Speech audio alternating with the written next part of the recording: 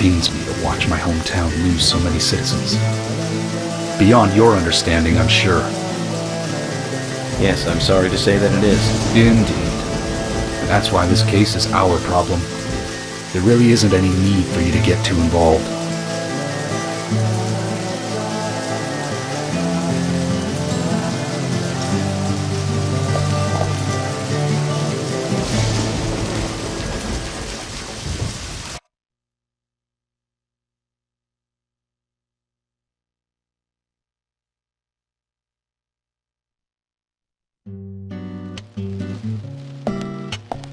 Hello, Sheriff.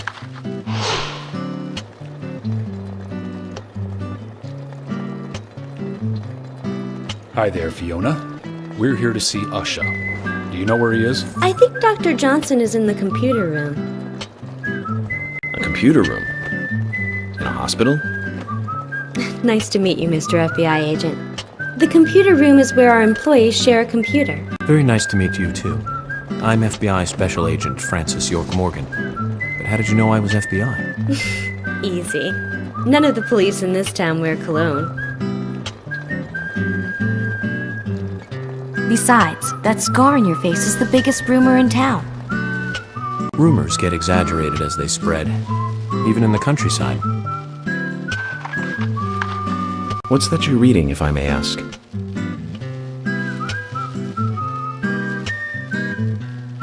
You haven't heard of this yet? It's a recent bestseller mystery. It's set in the U.S., a small traditional North American town close to the Canadian border. A peaceful, traditional place. However, that peaceful town is shattered by a terrible crime. The murder of a local girl. And that incident causes grief and sadness to everyone in town. But everyone feels the seditious, heinous evil still lurking, alive. Yes, much like the situation right now here in Greenvale. Fiona, don't say that. Sorry, I shouldn't have said that. With Anna dead and all. Don't worry. Books are written to entertain, and it's good you're enjoying it. What we're faced with here is a terrible crime committed in a real world. Much different from that of a novel. So there's no need to apologize. Thank you, Agent York.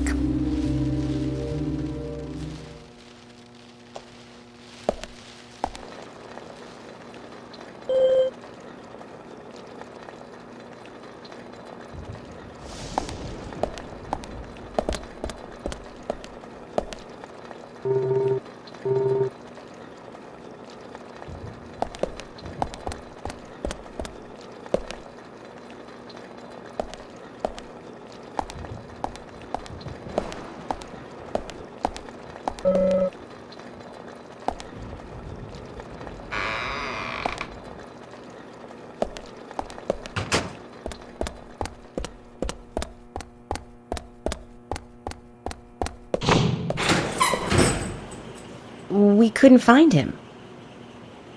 Fiona needs to check her information. No, I don't think so. Does the doctor like playing games by any chance? What do you mean? There's a message on the computer, and a card key already set in place.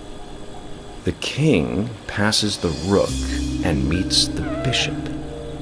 The knight takes a pawn along for the queen. What does that all mean? It's a simple puzzle. Zach, let's take him up on his challenge. You can do this, right?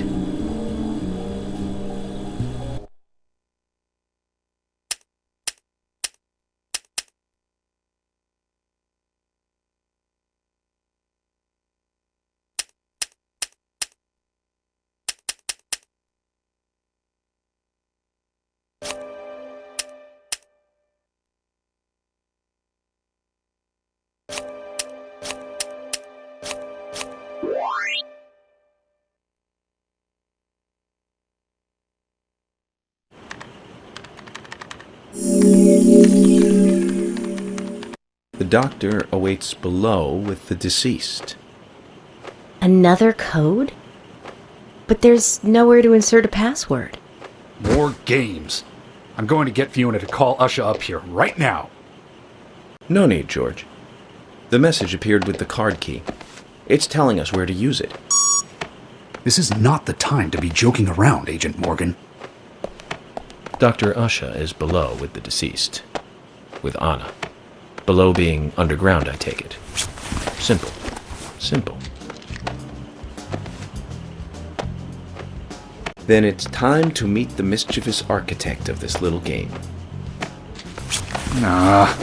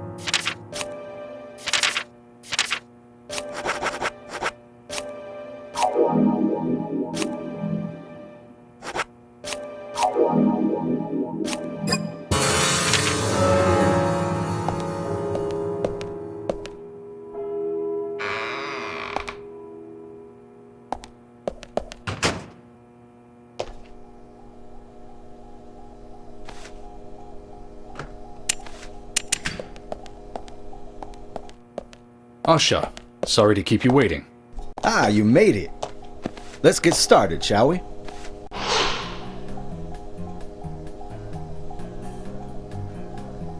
This is Agent Morgan from the FBI. Nice to meet you. I'm Usha Johnson, the doctor in this hospital. FBI Special Agent Francis York Morgan. Please call me York. Everyone calls me that. Very well, Agent York. Are you a forensic practitioner? Let's just say I've dealt with corpses before. That battle of wits, by the way. Did you create that yourself? I just wanted to see if our FBI agent could handle the task. I see. Well, it was pretty fun. Oh, I'm glad you liked it. We don't have much time. We need those autopsy results.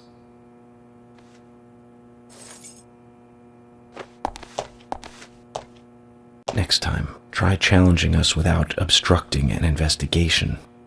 You've angered the monarch.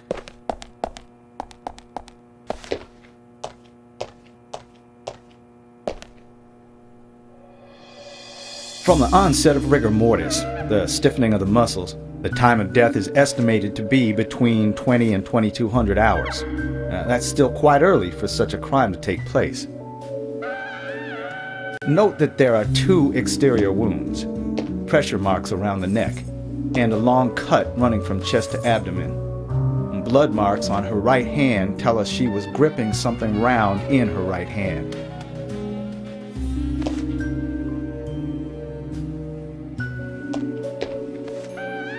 Her skull is also fractured, but that is unrelated to the cause of death. It probably happened to her after she was killed.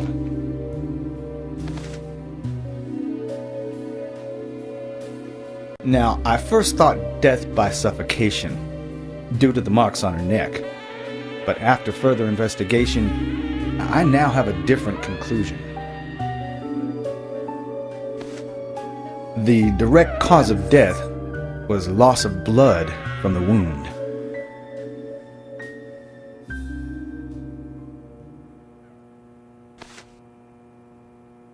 Which means...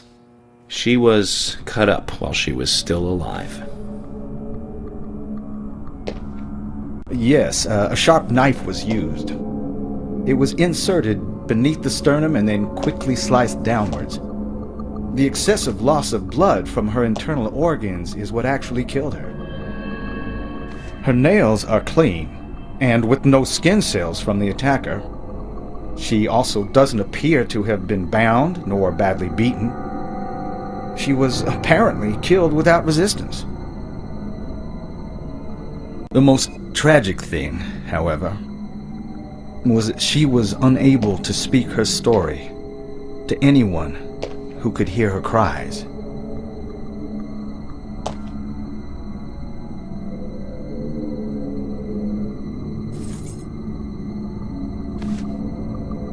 The perpetrator cut out Anna's tongue.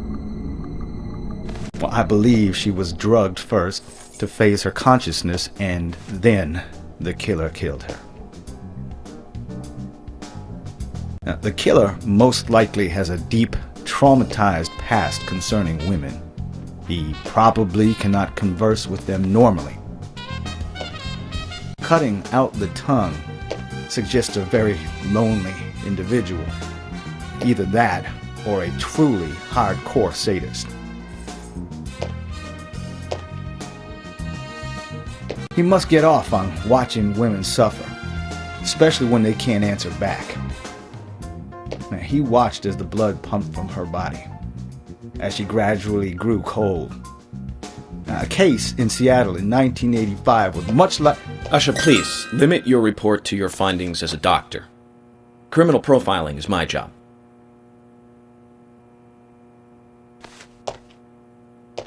You're wrong, also. Anna died fully, deeply, painfully aware of what was happening to her. But,